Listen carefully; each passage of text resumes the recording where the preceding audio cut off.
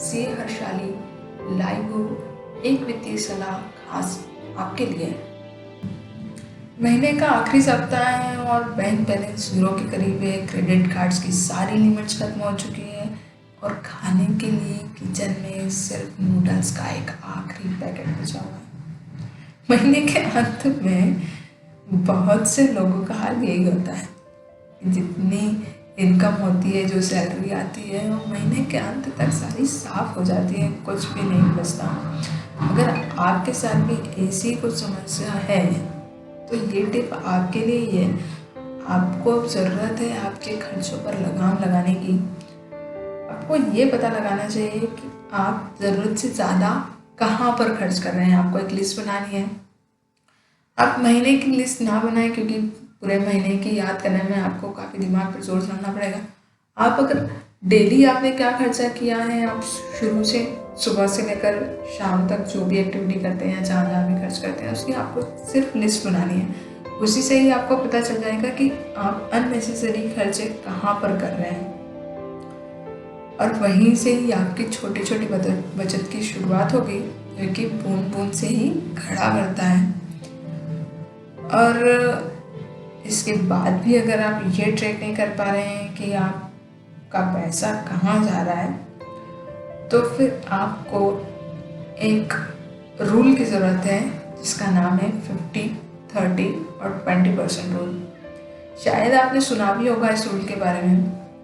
आपको करना क्या है इस रूल में जो आपकी इनकम होती है, आफ्टर टैक्स जो इनकम होती है, टैक्स करने के बाद ही आपको वैसी सैलरी मिलती है।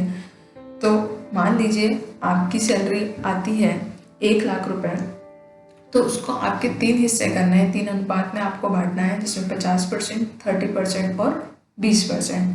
1 लाख का 50% मतलब 50,000 रुपये आपको रखना है अलग। आप इसको उपयोग करेंगे आपकी सबसे जीवन आवश्यक चीज़ों पर, खर्चों पर, जिसके बिना आप जीवित नहीं रह सकते हैं। मीन्स खाना पीना, कपड़े, आपके घर का रेंट नहीं देंगे तो आपको शायद घर के बाहर निकलना पड़ेगा।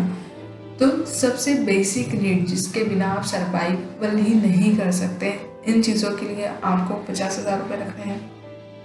इसके बाद 30,000 रुपये ऐसी ज़रूरतों पर डालने हैं, ऐसी ज़रूरतों पर खर्च करने हैं जिनके बिना आप सर्वाइवल कर सकते हैं, बट आपकी एक लाइफ स्टाइल के लिए वो चीज़ें ज़रूरी हैं। जैसे टीवी केबल का रिचार्ज कराना, इंटरनेट का रिचार्ज कराना, नेटफ्लिक्स का रिचार्ज करवाना, या कुछ होटल में जाके खाना खाना, या नाइट आउट्स पार्टी वगैरह।